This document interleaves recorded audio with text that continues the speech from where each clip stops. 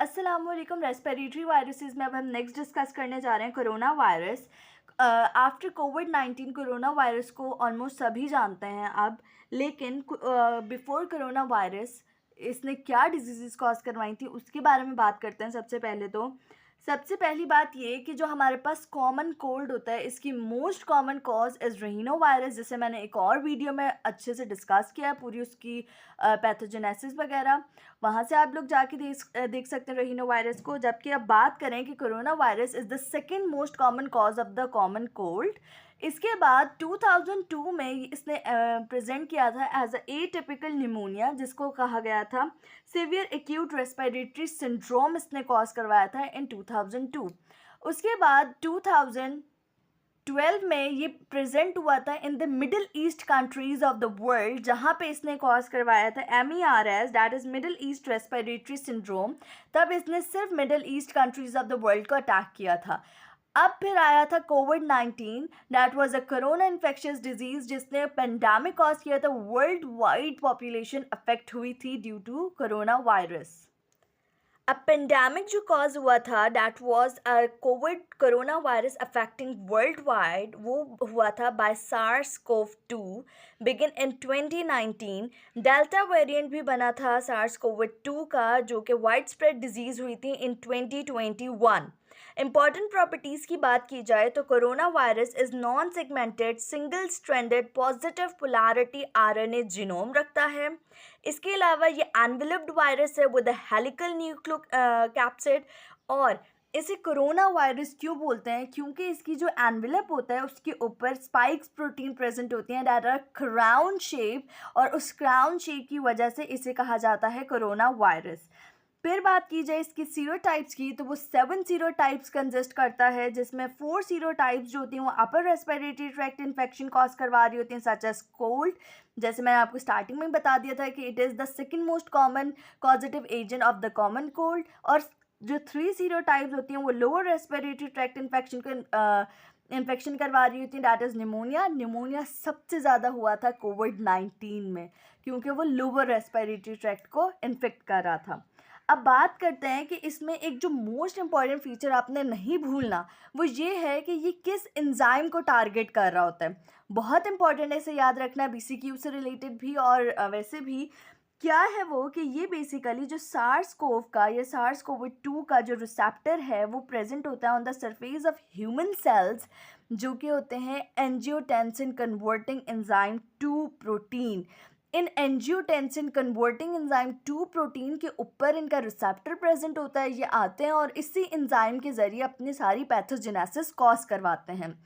Transmission अब तो सबको ही पता होगी कि एयरबॉर्न ड्रॉपलेट्स की वजह से होती है, स्नीजिंग, कफिंग और हैंड कांटेक्ट से भी फैलता है ये। और अगर किसी इन्फेक्टेड पर्सन के क्लोथ्स या फिर कुछ जो भी है कंटेमिनेटेड सरफेस से ये स्प्रेड हो सकता है।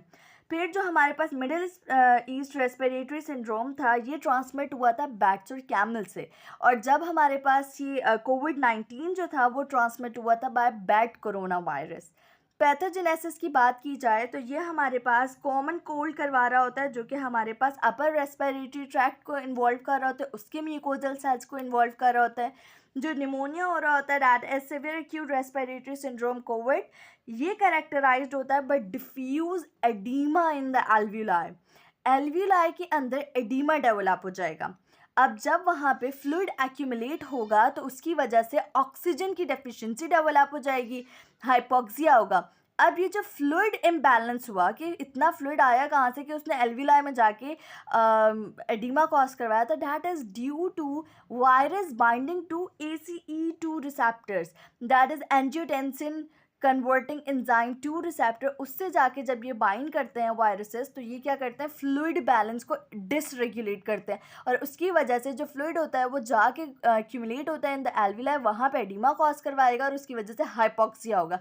तो ये है इसकी पूरी पैथोजेनेसिस, जिसमें हमने याद क्या रखना है, diffuse oedema in the alveoli resulting in hypoxia and enzyme involve is angiotensin converting enzyme 2।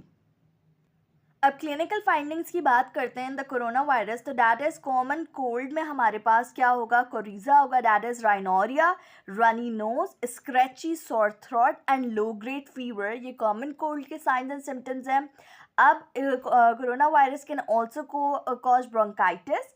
अब बात करते हैं जो कि कोविड-19 से रिलेटेड आ गई कि इंक्यूबेशन पीरियड जो होता है severe acute respiratory syndrome Covid virus का, वो क्या होता है, 5 डेज़ होता है। मिनिमम 2 डेज़ से लेके मैक्सिमम 10 डेज़ तक भी जा सकता है और इसके सिम्टम्स 11 डे पर अपीयर होंगे। इंक्यूबेशन पीरियड क्या है कि जब तक हमारे पास सिम्टम अपीयर ना हो, तो that maximum is 10 day. After 10 day means 11 day पे सिम्टम्स अपीयर होंगे और इसीलिए कोविड-19 में क्वारंटीन का जो टाइम पीरियड था वो कितना था, 14 डेज़ का था। 10 टू 14 डेज़, क्योंकि इन्हीं दिन के बीच में सिम्टम्स अपीयर हो जाते थे ऑफ द कोविड-19 अगर कोई इन्फेक्टेड था तो। अब जो साइंस एंड सिम्टम्स थे इसमें कोविड-19 में, वो कैसे थे कि एटिपिकल निमोनिया हो रहा था characterised by fever more than 38 degree Celsius, non productive cough, dyspnoea, shortness of breath, hypoxia, chills, rigors, malaise, headache, ये सारी चीज़ें हो रही थी। अब अगर मैं इसको माइल्ड, मॉडरेट और सिवियर में डिवाइड करूँ, तो माइल्डली हमारे पास फीवर आ रहा था, हेडेक, मलेज, राइगर्स, चिल्स, ये सारे। जब ये हमारे पास मॉडरेट सिम्टम्स में कन्वर्ट हो रहा था, तो उसमें हमारे पास डिस्निया, हाइपोक्सिया और शॉर्टनेस ऑफ ब्रेथ डेवलप हो रही थी बेसिकली। और उसके बाद सिवियर जो पेशेंट था कोविड-19 का, तो उसमें हमें ARDS यानी एटिपिकल निमोनिया मिल रहा था, एक्यूट रेस्पिरेटरी डिस्ट्रेस सिंड्रोम मिल रहा था। चेस्ट एक्सरे जो करवाया जाएगा इसमें, तो उसमें हमें क्या मिलेगा, इंटरस्टिशियल ग्राउंड ग्लास इन्फिल्ट्रेट्स मिलेंगे जिनमें कैविटेशन कोई फॉर्म नहीं होगी, जबकि CBC में हमें ल्यूकोपीनिया एंड थ्रोम्बोसाइटोपिनिया मिल रहा होगा।